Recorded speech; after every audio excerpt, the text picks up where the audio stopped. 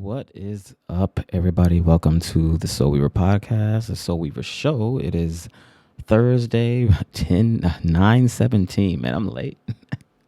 I'm terribly sorry. It has been a little bit rough trying to get the show out to you guys. Didn't even make it with last week's show. Between between Chuseok and the family being at home and things, just so much going on last week. Didn't get around to doing it. We had the plan to go ahead and do it on Saturday, but that didn't come through. Felt it was feeling a little under the weather. Planned to do it on Sunday. Then we had other plans come into play. Just, just an all-round failed week for all things Weaver that week. I mean, I didn't even share that much on. I didn't even share that much on social media. It was just wasn't happening. I don't know what it is. What it really comes down to is I still have a lot of adjustments to make, to really get down to where I'm sharing at the rate that I want to share and kind of getting content to you guys, at the rate that I want to get not the rate, but the consistency that I want to get it to you guys. But we're here today, here with a lot of content. I went ahead and took my time putting things together and kind of getting stories straight and getting my notes straight and lining that stuff up for you guys. And I mean, we're coming off a lengthy Korean holiday. And I had so many things that I wanted to do. I found an article that had all these little events going on over Chuseok. And Chuseok is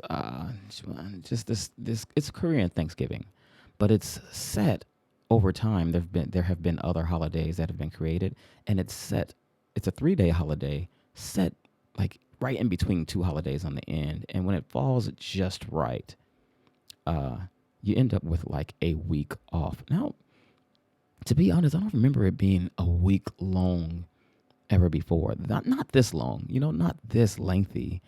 And I was thinking, like, when does that happen again? I mean, I was talking to the college professor that I talked to, and he was saying that like Koreans are feeling like the older generation of Koreans are feeling almost guilty, like they feel like they're doing something wrong because you're normally not supposed to get this much time off work unless you take vacation time. I mean, the holiday spanned 10 days this time. So it was like, this is not something that happens all the time. And so I kind of wanted to show you guys just what I mean by that. And this is still not as long as I thought it was, but there was an article in the Korea Times that actually shows when the next long, lengthy holiday is. And it doesn't happen again until 2025. That shows you. And even that kind of surprised me. I didn't realize it would be that quick. Like I thought it would be a long time. Like I thought it would be like another 30 years just because the holidays are based on the lunar calendar and there's a little bit more movement on the solar calendar that the normal year is built upon. And so it's a little bit different every year. And yeah, 2025, you get another long, lengthy holiday.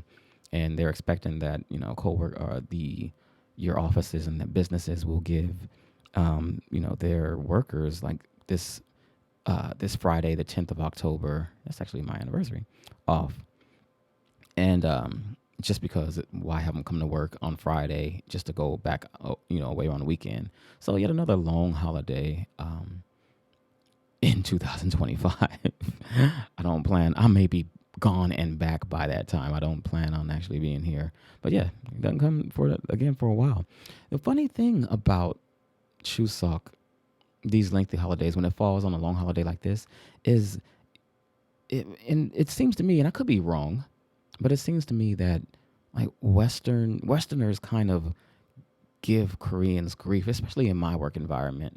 I mean, I work on base, I work with the U.S. military, and it seems like the Westerners will give like the South Koreans grief for taking off for so long.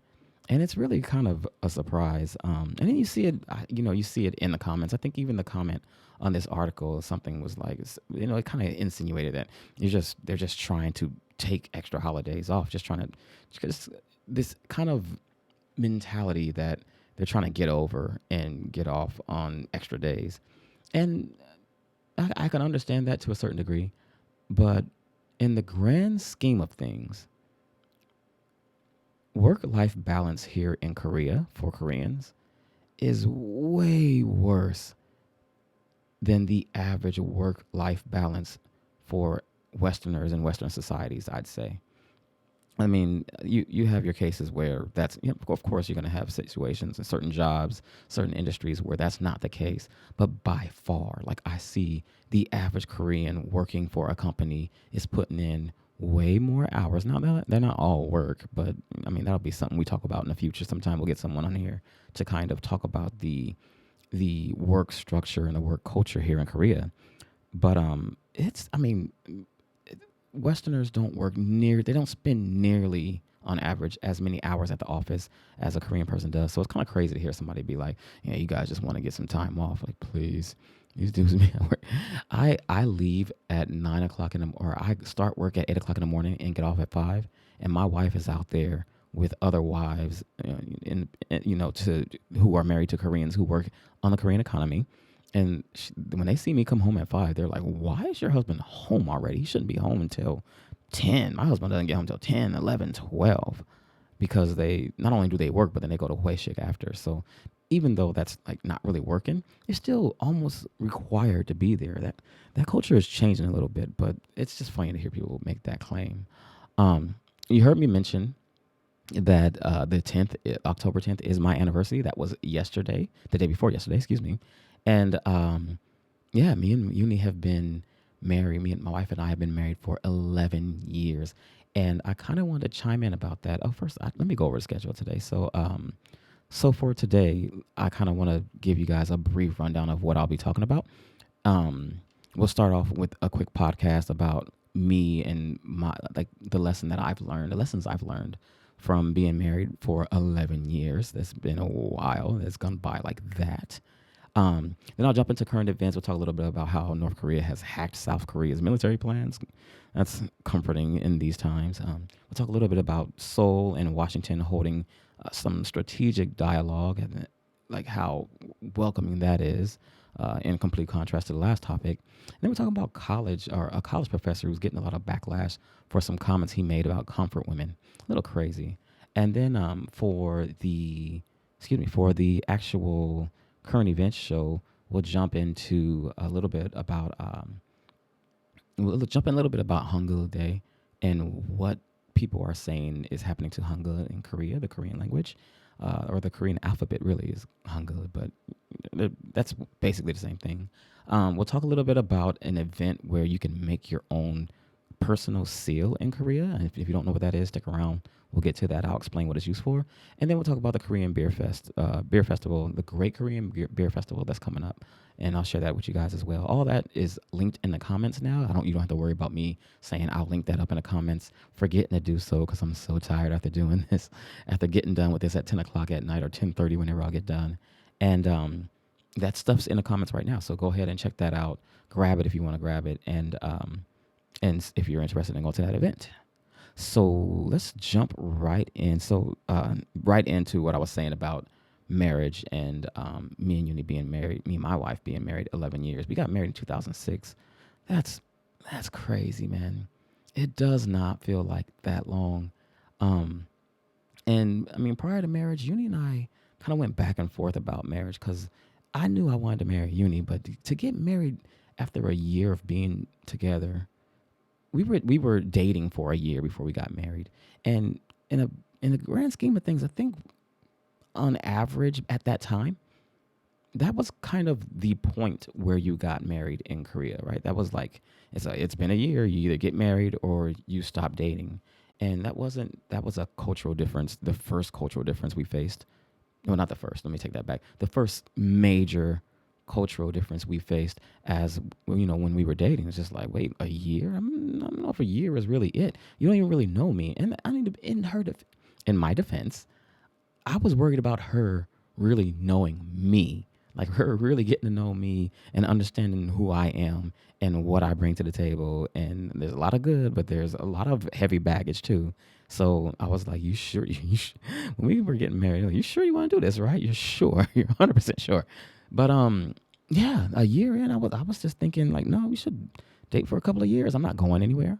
I'll be here for a long time. I had just gotten out the army, was teaching English. I was at that point in time, I was in Korea indefinitely. Like I was just gonna stay until there was no foreseeable date when I was gonna leave. So I just didn't see the reason to rush. Let's get to know each other a little bit better. But at that time, there's just some different cultural aspects that really played a role. For example, I had my own place and she was basically living with me. And there's this, there's kind of like this conservative culture in Korea that if you're living with somebody, that should be, you should be married. And so we only lived together for, I don't know, maybe 4 months before we finally did get married. And started our lives together. And that was way back in October of 2006. Um, I would say, I asked Uni before I started this, like, what's the number one lesson that you can take from being married for 11 years? Because I think by far we're pretty happily married. We have a great relationship. And there's a lot of banter back and forth. There's a lot of voice raising because that's just the way we communicate with each other. But we at the end of the night, we always know that we love each other and we are going to be sticking it out for the long run. And it's never really a toss up in the air of whether we'll be together this time next year, this time 5 years from now.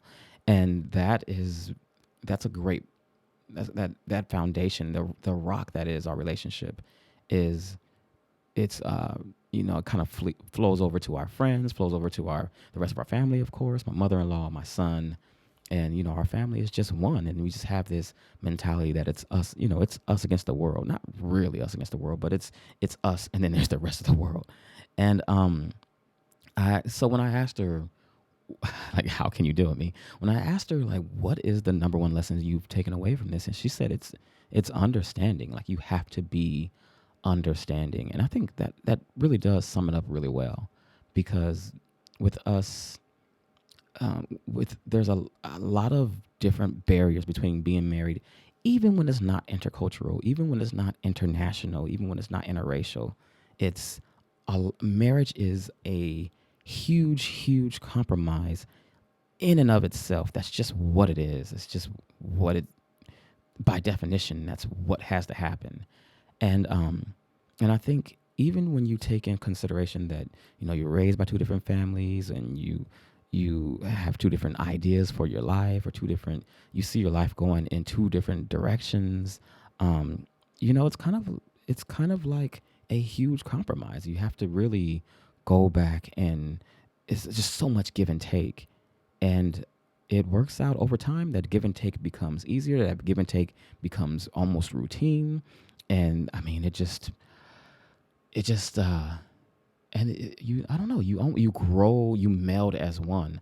I can't imagine what it's like for couples who have been together longer, like the couples who have been with their spouse longer than they were alone, right? Because by that point, it's just a way of life, and that's what it is. Um, and so I think even when you have, if your understanding is baseline, the baseline is you understand, you empathize with one another. I think once you get to the point where you're having trouble communicating, I mean, Uni and I, we still have trouble communicating, even though her English has a million times better than it used to be, even though I can still understand where she's coming from the cultural aspect, because I've spent so much time here. And even though there's just so much understanding, it's still a lot of room for error when it's time to communicate. And here's a funny, quick story. I used to think that two of Uni's family members, their brother and sister, I used to think that they were half brother and sister. I thought this for like 10 years. Like, one day we were talking and she mentioned their dad, and I was like, yeah, but this one's dad is different from the other one's dad, right? She's like, no, they got the same dad. I'm like, have they had the same dad this whole time? Like, how did I not know that? How was I not aware that, where's the confusion come from? How has that confusion been in place for 10, 11 years? Like, it's been from the beginning. And that's just, one example of how, like, even though we communicate back and forth, And we've kind of gotten into the routine communication down. Some of the communication that's not so routine is a little tough, and it takes a lot of understanding to deal with that. To have someone, for me to say something to her and not understand what she's saying when she responds, and to have that understanding to be patient to say, okay, well, I've been here before. If he responded in that manner, and this is usually me doing it, like I'll say something to Uni, and if she responds in a certain manner that doesn't, back in the day, she would respond with something that I thought was a little strange for the response. I was like, it doesn't seem like something that she should, that response doesn't really go along and jive well with what I was saying. But I would just go on about my business, like, oh, never mind. She understood what I said, and then walk off. And then later on, we get in a little tiff about me saying something, me telling her something, and she didn't understand it. She thought I meant something else. So now, after 11 years, when I notice that happen, when I say like, that's a weird response to what I was saying, like I kind of come back and say, you get what I'm understanding, right? Like you understand what I'm saying, right? Like, and I reiterate, desist, restate, like 100 different ways until she tells me, shut up, I got it, go away. And believe it or not, that actually works. That works well for us. It does result in a lot of what I say being kind of ignored. Like Uni puts up a little filter that is like, yeah, he's gonna say the same thing over and over again. So like, I don't have to listen to it all. That sucks. But what you gonna do? So yeah, understanding. I think, and so that's her claim. From my standpoint, I would just say, it goes right along with understanding. I would say patience, just patience of knowing that someone like that. You can't expect everything to always go the way you expect it to. Sometimes it's just not gonna go that way. Uni's often late. I just gotta kind of expect it.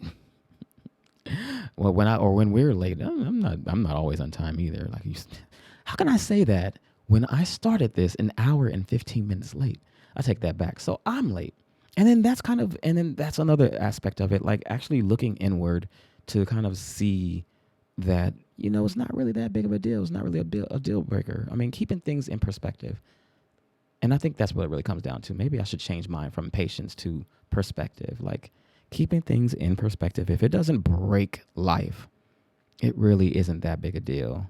And with things like that, I think not only with marriage, not only with life in general, if you keep things in perspective, I think you can go a long way and you can learn a lot. And when it comes to marriage, you can really grow into a good relationship, tight relationship with your spouse. And that's not me trying to kick knowledge. That's just me sharing with you what I've learned over the years. So that's that. One of these days, I'll come. I thought of a lot of things while I was preparing for this, and I didn't really prepare all that well. So one of these days, I'll sit down and I'll go through all the lessons I think I've learned over the years of being married and share that with you guys, because there's been a lot. From just kind of picking out the pet peeves that your spouse has, and knowing that, okay, identifying them ahead of time, and when seeing something happen and being like, okay, this is going to be a problem, let me get out in front of it right now, to being able to swallow your pride and just say, look, I'm sorry, I'm not, I messed up, I made a mistake, or I take full responsibility to this. One thing I learned, one Korean word or phrase I learned right away after getting married was "notemun." Notemun, like, this is your fault. That, and what's mine is mine, what's yours is mine. Yeah, that's one that happens all the time. So yeah, marriage has been great, man. 11 more years. Let's do it 11 more years, and then 22 more after that. I think 11 more years. With 22 is our number, so I don't know. We got to do something big on the 22nd year. On to what is it? On to current events. Man, current events is. Here's one thing I don't want this portion of the show to turn into a North Korea update situation, or like update sketch. I don't know. I don't want this to just turn into an update of what's going on with North Korea, but I think we need to accept that for a little while, that's kind of gonna be the case. Here you see here, North Korea hacked South Korea's secret joint U.S. war plans. This is an article on The Guardian. It happened in September of last year, and 80% of the leaked documents haven't been identified. That's a big deal. I mean, 80. They don't even know what all they got. They did mention in the article that they know that they got like the decapitation plans, like the plan to go in and take out Kim Jong Un and his regime, his leadership. They do know they got those plans. That had to be a nice little fun read for Kim Jong Un. And then they don't know what else they got. Actually, they hacked it through the antivirus. That's ironic. Or they hacked it by manipulating the antivirus. And so this is a pretty big deal. They actually got a lot of documentation, a lot of secret documentation. The quote from the Pentagon is, I can assure you, this is I think it was Colonel Rob Manning. He says, I can assure you that we are confident in the security of our operations plans and our ability to deal with any threat from North Korea. Of course, because what else would he say, right? But you have to think that through. He can assure you of that, but how when they don't know what 80% of the hack was? And I don't know. I mean, it sounds like the South Korean secret servers or secret network was hacked. How can we as the U.S. identify what was there and if it was dangerous? I guess in the long run, I would really say the security of our operations are secure, because when it comes down to it, we're not going to go with, no, if anything happens, I don't think they're going to go with what's on the books. They're going to do something probably way out of left field, especially with Donald Trump, talking about what he's talking about. I do think it's pretty interesting to see what North Korea comes back with, because there's been this long-standing claim that the joint exercises that the U.S. and South Korea do are offensive in nature, like their plans to invade North Korea, and I that's not the case. I can't tell you why I know that, but I doubt very seriously. I would stake my life that that's not the case. The vast majority of those exercises are defensive in nature. Now, there are counterattacks after the successful defense, but no, they're defensive in nature, and it's been like this long-standing. That's been North Korea's position for a long time. Here's the thing: if they were offensive in nature, it's been happening for like 50 years. Wouldn't they be capable of attacking by that time? Or what are they waiting for if they're offensive in nature? So, whatever, man. Here's another interesting tidbit on this. We always hear about how North Korea is in shambles and how the GDP is like equal to half of that of Alabama or something like that, where there's just not a lot of money coming in, and it's not being spent very well. It's only being spent on military. I would say, like, really, even with a GDP that small, that fractious, or that minute, they sure are getting a lot done. I wonder, is that really a fact? If that's really a fact, if North Korea's income is really that small, or if that's just a facade, or if somebody is helping them develop all these, particularly in the last 3 years. There's been a lot of sophistication from North Korea when it comes to nuclear weapons, hacking, and torture of prisoners. What happened to poor Otto Warmbier? Like, what's happening over there? What are they doing? Like, if they're so backwoods and third world in nature, then what is really going? Like, how are they getting all this stuff done? I had a schedule and everything. I mean, putting your workers on meth doesn't make things happen that fast. I'm certain. And if you weren't aware, there's this article circling around that Kim Jong Un was putting a lot of Korean workers on meth so they wouldn't, so they could work faster and work harder to improve efficiency. On to the next topic. There's a U.S. senator. There's a U.S. senior diplomat to visit Seoul. This is the Deputy Secretary of State John J. Sullivan. He's headed to Seoul to kind of bring up a strategic, uh, to have this strategic discussions with Seoul, and this is welcome, man, because I mean, there's been so many instances where it kind of seems like the U.S. is just going it alone, and South Korea isn't really having that much input. I mean, when and I don't know if that's even the case. Maybe it's just the anomaly that is Donald Trump. Maybe it's just that he's saying what he's saying and telling his administration to clean up whatever comes next, and that's just what they have to do. Everyone seems to be in a reactionary position. I'm gonna regret doing this because I know this is gonna jump up. Sorry guys, hang on a sec. But this is a welcome sight actually to see someone coming over to South Korea to get things planned out and to get a strategy together because that's probably my biggest pet peeve about this whole thing is that it doesn't seem to be a strategy.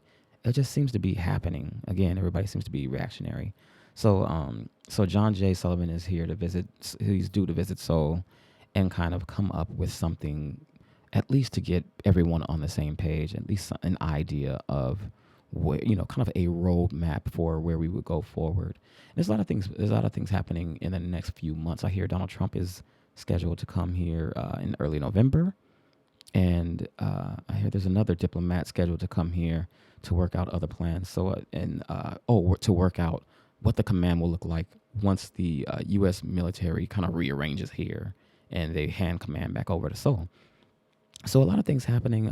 I would love to see command handed back over to Seoul, and as much as I hate to say it, maybe a drawdown of troops here in Korea, of U.S. troops here in Korea, because I mean that probably would mean me leaving. They wouldn't need me here, and me not being able to come back in this capacity, but I can get back in other ways if I really wanted to. So it just seems to be.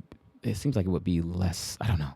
Just let's get a plan to like not be here, and then maybe North Korea and South Korea can work things out on a different scale. Don't know. Maybe that's not realistic. I'm not sure what'll happen if in the next few years. I'm not sure what would happen in the future if American forces did start drawing down.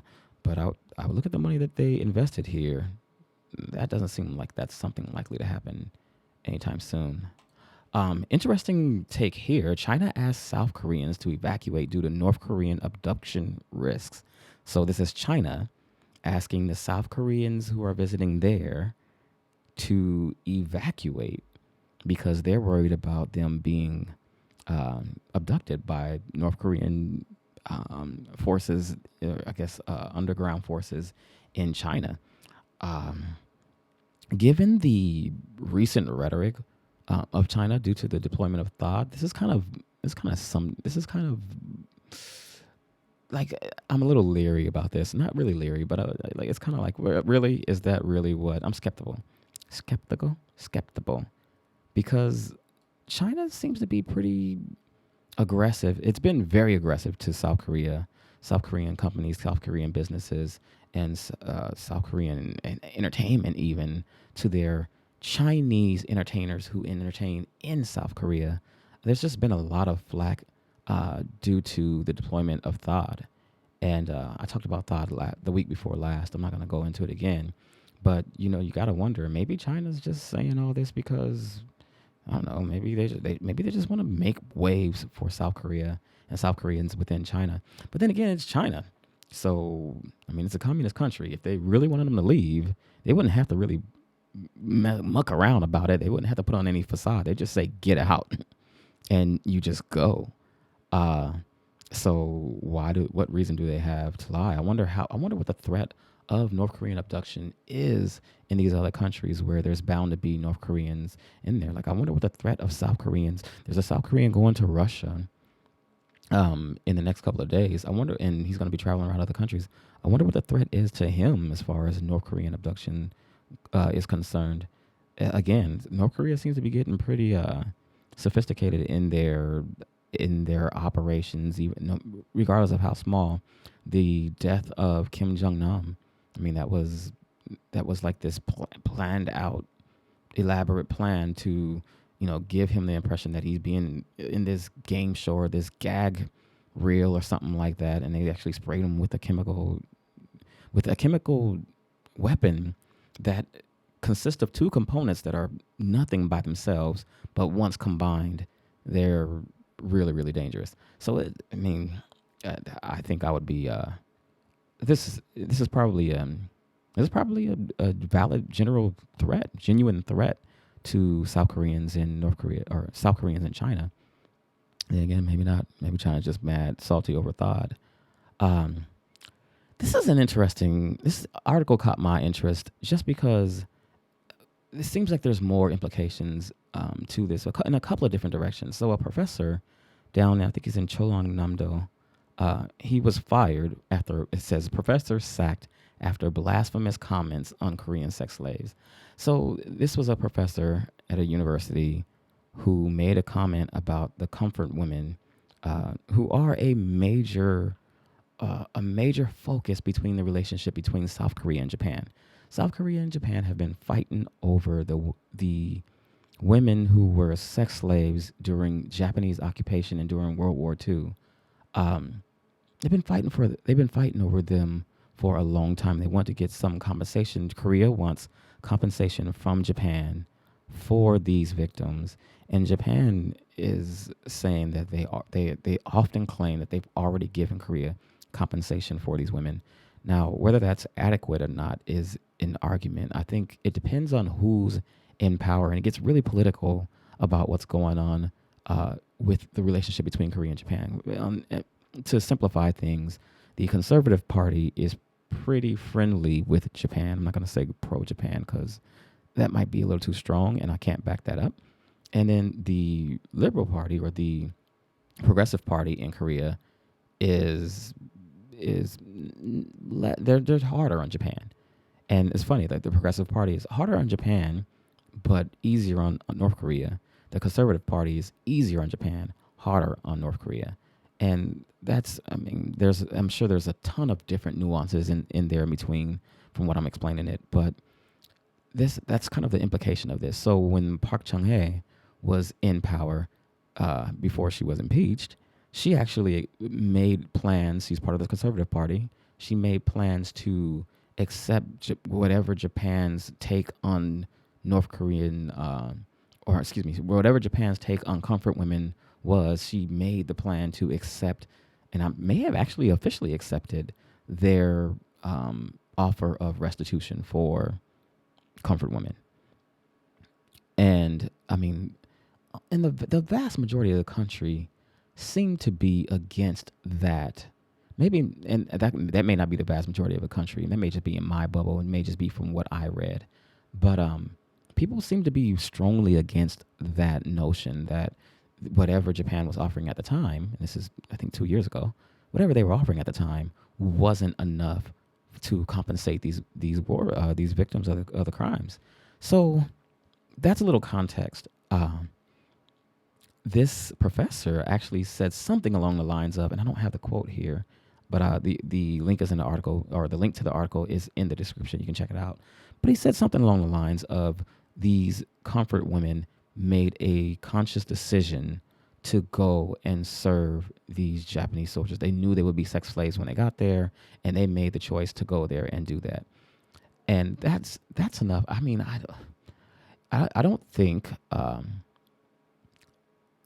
would have to get with someone to ask this question, but I don't even think that's the take, the majority of the take on the conservative side. I don't think they are saying that these women made a conscious choice to go over and do that, but I think they're saying they were taken against their will, or they were given no choice, like they were given the choice to go do that or die.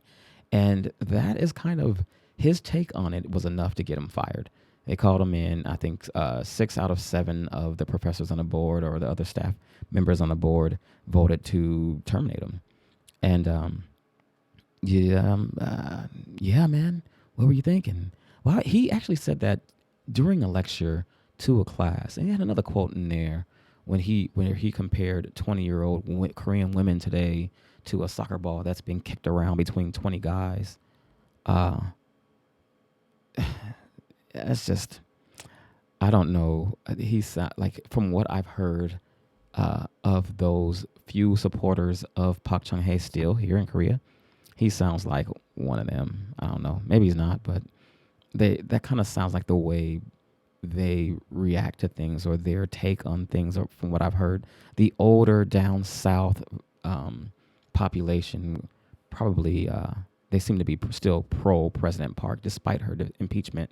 And they still wanted to be put. They still wish she was in power, um, and they still march and demand that she be put back in power. Actually, so that's crazy. That's kind of a crazy thing to see because it seems like the whole country is almost on the same page as that, and it's kind of another look into the. I mean, if he's saying that in a class against last week or the week before last, we talked about this site. What was it, Ilbo?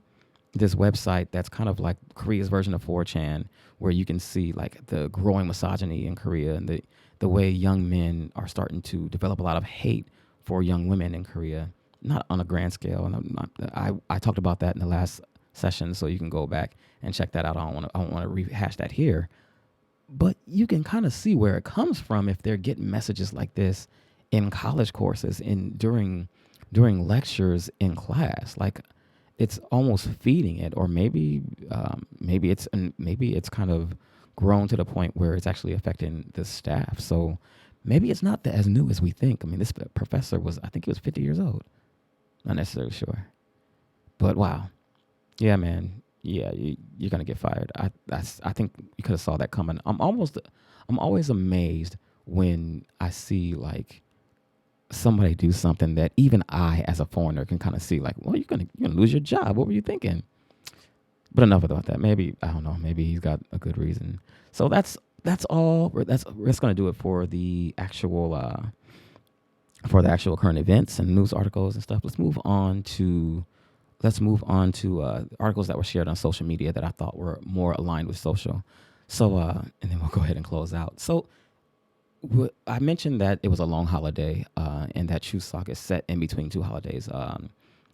In front of Chuseok, before Chuseok is National Founders Day or Foundation Day, and then after Chuseok is Hangul Day, and Hangul is the Korean alphabet. And I understand Hangul to be not the spoken language. Like a lot of people say, "Do you speak Hangul?" And Hangul isn't spoken. It's like asking someone in English, "Do you speak alphabet?"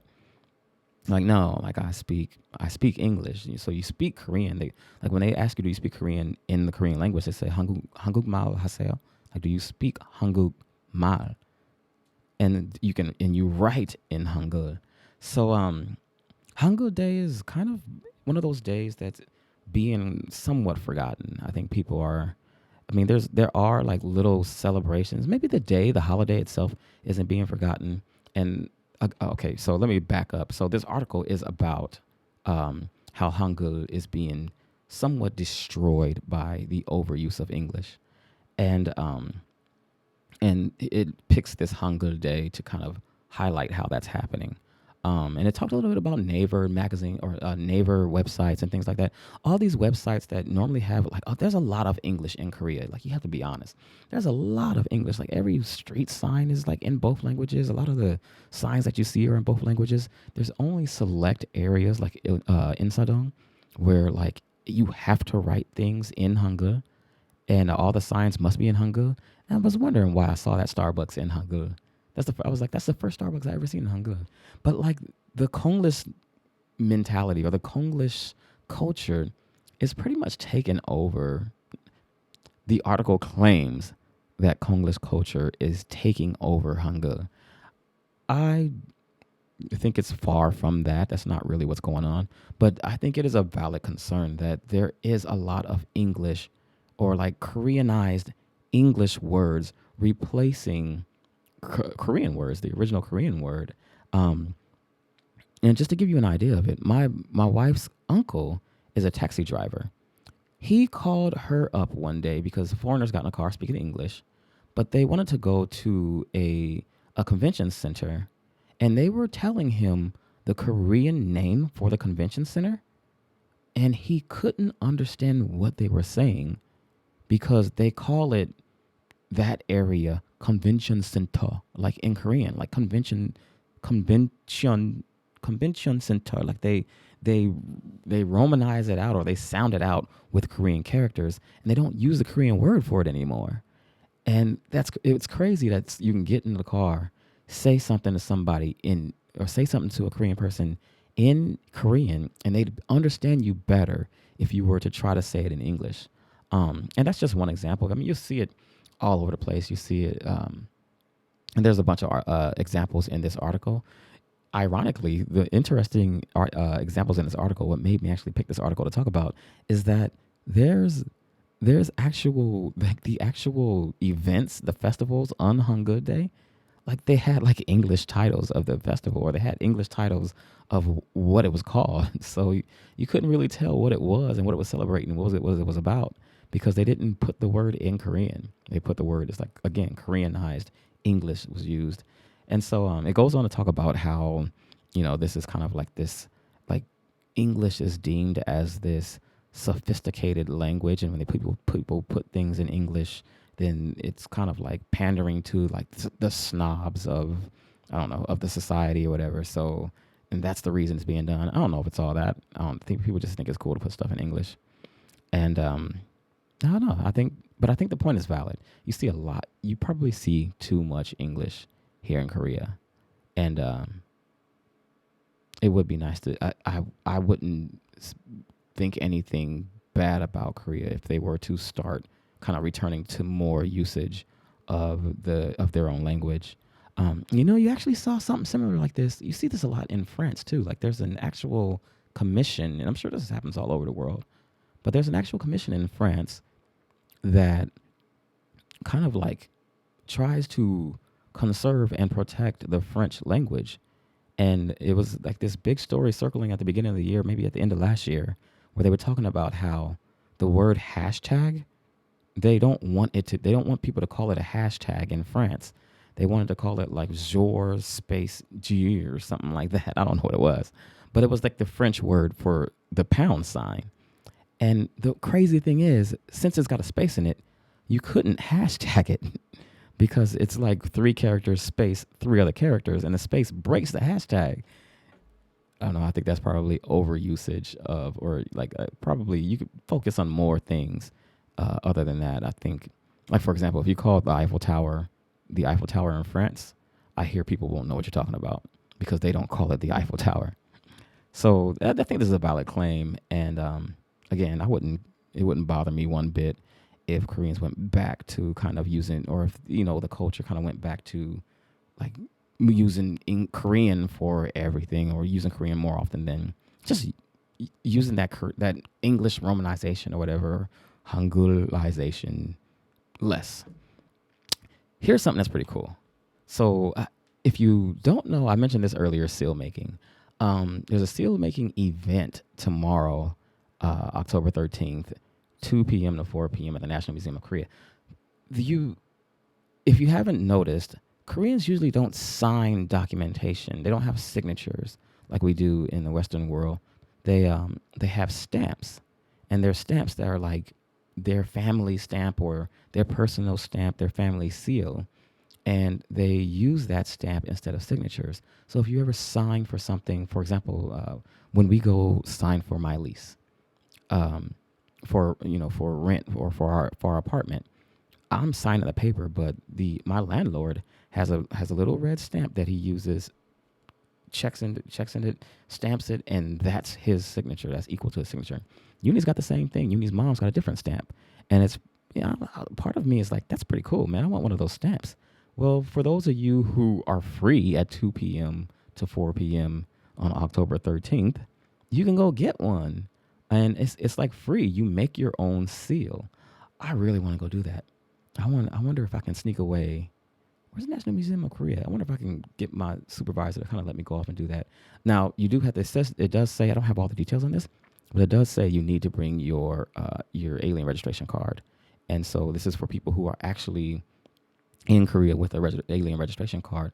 I actually have one, but I had to go through a lot to get it because, well, I didn't have to go through a lot to get it, but I had to go out of my way to get it because I didn't actually have one over here.